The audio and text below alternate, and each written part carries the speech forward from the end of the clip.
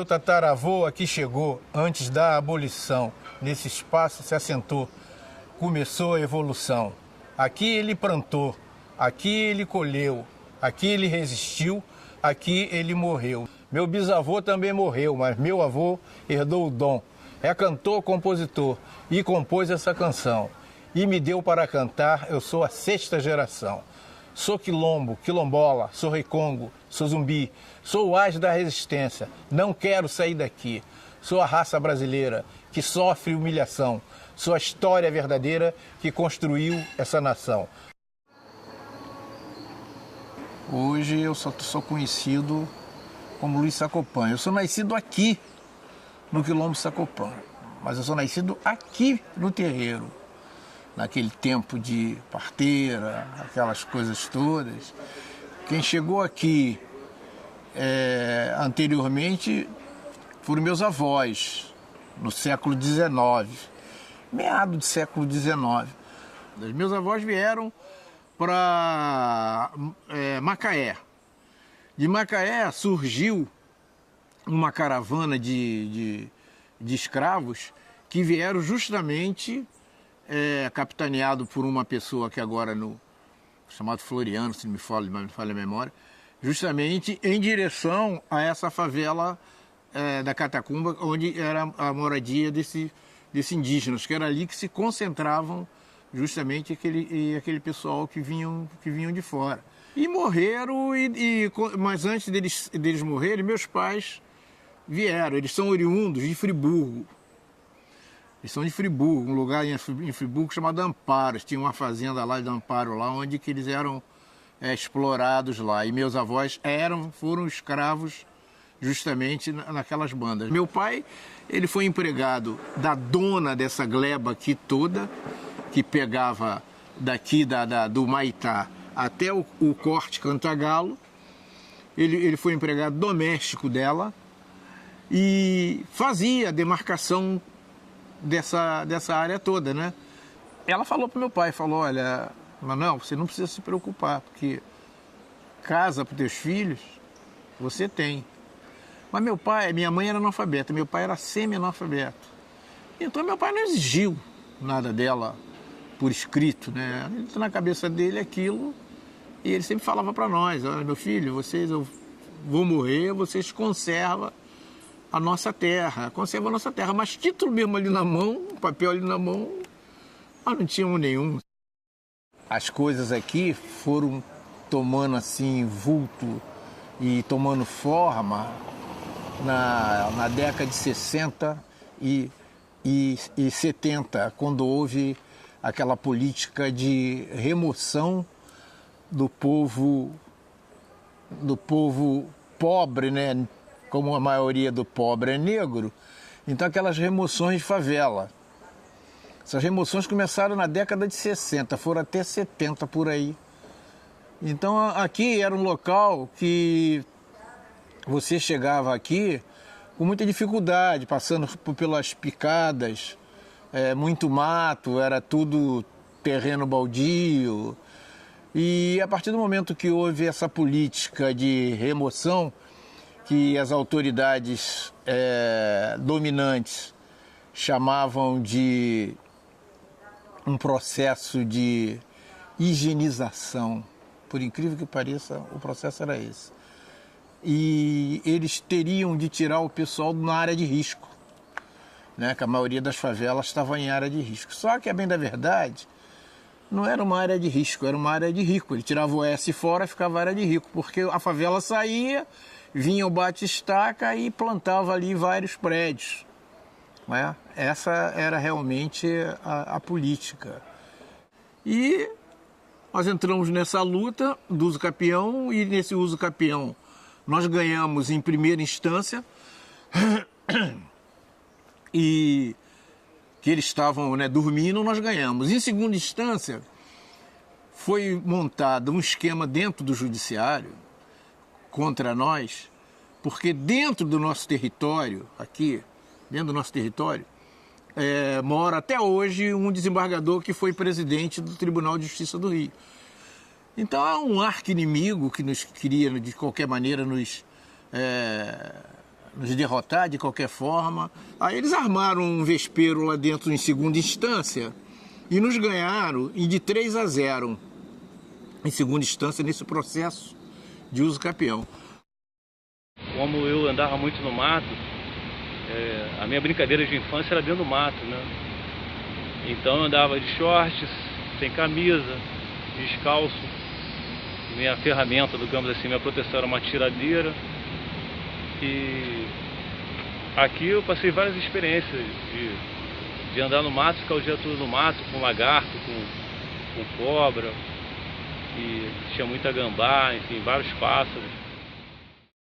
E com essa construção nós perdemos a nossa água, né? Que era a maior referência, que é a nossa água vinha da nascente. Eu ainda tive a oportunidade de ser criado com essa água, que era uma água bem cristalina, bem gelada, enfim. Que sustentava a gente, que a água é tudo, né? E com isso a gente tinha nossas criações, criação de porco, criação de galinha, que era a cultura da minha avó e do meu avô, plantavam também. E com o tempo isso tudo foi proibido, né?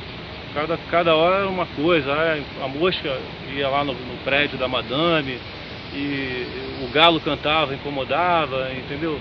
Então, na verdade, a gente vem sofrendo, né? Perdendo, né? Perdendo. Até a gente fala muito em cultura, mas a gente vem perdendo a própria nossa cultura, porque a gente é proibido de fazer tudo. As pessoas às vezes não têm noção. Mas eles agrediram aqui, desequilibraram esse pequeno espaço. Houve um desequilíbrio através dessa chapada que eles fizeram aí e cortaram muitas árvores centenárias.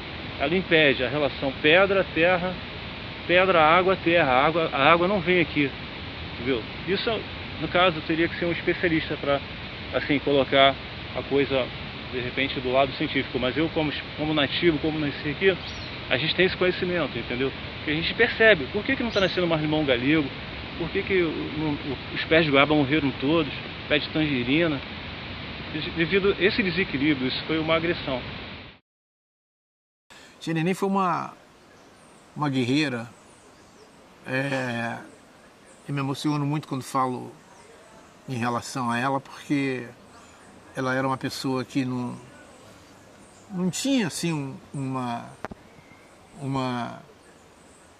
escolaridade, mas ela tinha um conhecimento profundo, não tinha tempo ruim para ela, entendeu? Não tinha tempo ruim para ela. O que eu falava, abraçar, e ela fazia parte do nosso grupo, do nosso conjunto, né? Ela era cantora. Então, a tia Neném lutou muito, ela por ser cantora de igreja, ela encontrava com a mulher desse desembargador. E ela falou para mim, Luiz, eu vou fazer o seguinte, eu vou falar com a dona Olga, se não me falha a memória, é a dona Olga, falar com a dona Olga, para ver se a gente para com esse negócio, essa política de discussão, dessas coisas. Vamos fazer uma política de boa vizinhança. Eu falei, Neném, mas quem não quer, não somos nós. Quem não quer são eles que não querem. O que a gente vai fazer? Ela falou, não, mas eu vou falar com ela para ver se eu falo com ele. Aí ela encontrou com a mulher dele na igreja e falou com a mulher. E a mulher falou, olha, toma o telefone, liga para ele, logo mais ele está em casa. Aí a tia Neném ligou para ele, para conversar com ele, ele esculhambou ela, deu ela 90 dias para sair daqui. Quando eu cheguei, ela estava aos prantos aí. Moral da história, quando chegou no outro dia, ela amanheceu morta. Aí o médico constatou que foi um infarto fulminante que ela teve. E aí, Diogo, fiquei maluco. Mas ela teve, para você ver que tipo de pessoa que ela era. Ela teve um enterro assim de uma celebridade, porque era no governo do garotinho, ou da Rocinha, sei lá. E eles mandaram um carro do bombeiro aqui para vir buscar o corpo dela. Coisa que eu não acreditei, só acreditei quando eu vi o carro chegar. Então ela saiu daqui em cima de um carro do bombeiro como uma celebridade. Mas o pior era irreversível, né? Que ela estava morta, não ia voltar, e foi assim, uma coisa que me deixou revoltado. Naquela época, realmente, eu tive vontade de fazer uma besteira. Tive vontade de... Aí o cara reforçou a segurança dele, botou a segurança dele, botou cerca elétrica, botou uma não sei o quê. Quer dizer, ele sabia que tinha feito, sabe, um mal, ele sabia o que ele tinha causado para a nossa família. Mas as coisas depois serenaram. Conformado, é claro que a gente não fica, porque a gente não vai se conformar com um lado desse, né? Mas foi triste, foi uma pior fase que a gente passou. Eu falo assim, eu no meu ínter, assim, de maneira de pensar, para mim a maior faculdade Quilombo Sacopã, é a faculdade da minha vida, porque aqui é um universo que acontece várias coisas, apesar de você olhar para a mata, achar tudo tranquilo, mas sob a mata, sob essa vegetação, tem muita pressão psicológica, e com isso você também aprende muita coisa, a resistir, a viver dentro desse contexto complexo de pressão, né? Então isso tudo a gente vem perdendo terreno. Quando eu falo resistir também é recuar, né? E a gente só vem recuando, a gente só vem perdendo a cultura, essa coisa do ecossistema, entendeu? E a mídia não, a mídia só fala que ecologia. Ecologia para mim, na verdade, é o cara que pisa na terra, é o agricultor, é o índio, o quilombola, o ribeirinho. Para mim, esses são os verdadeiros ecologistas. Isso aqui é um quilombo. Eles têm que passar... Você sabe o que acontece? Me desculpe o termo, mas eles simplesmente estupram a Constituição quando trata-se de lidar com o povo excluído da sociedade, que é o nosso caso. Não é? É sim. É sim. Nós somos realmente pessoas que não somos reconhecidas ainda nesse século. E tem coisas que partem mais do nosso movimento mesmo. Se fosse um nínsolo mais homogêneo, nós temos a força, nós temos a garra. Fomos nós que construímos esse país com a mão de obra escrava. E o pior disso tudo é que a nossa ação continua no STJ para ser resolvida, essa ação de uso capião. Mas nós demos sequência à ação administrativa pelo INCRA, porque foi o lado administrativo que segurou a barra, porque hoje nós estamos aqui com uma portaria de domínio dada pelo governo federal. Então hoje não existe mais aquele interesse imobiliário, porque a partir do momento que você pega essa portaria, a área torna-se não comercial. A gente não pode comercializar. E o interesse aqui é interesse imobiliário. Essa turma podre que existe dentro do judiciário é tudo aliado a imobiliárias. Partindo da síntese da palavra, eu acho que realmente, eu sempre brinco com o pessoal, eu chamo de apartheid social. Apartheid social é justamente isso, é separar, é uma separação, né? Você não pode viver aqui, porque você não tem as características ideais para você ser zona sul. Você tem que ir para a Baixada, morar na favela. Há cabimento de você aceitar isso no século XXI, início de terceiro milênio, há 127 anos da abolição? Tem condições de você aceitar? Quer dizer, esse estigma da escravidão, da segregação, ele continua encravado dentro da sociedade brasileira. O racismo em nosso país é institucional, não tem dúvida sobre isso. Sou quilombo, quilombola, sou rei Congo, sou zumbi, sou o as da resistência, não quero sair daqui. Sou a raça brasileira que sofre humilhação. Sou a história brasileira que construiu essa nação. Fim.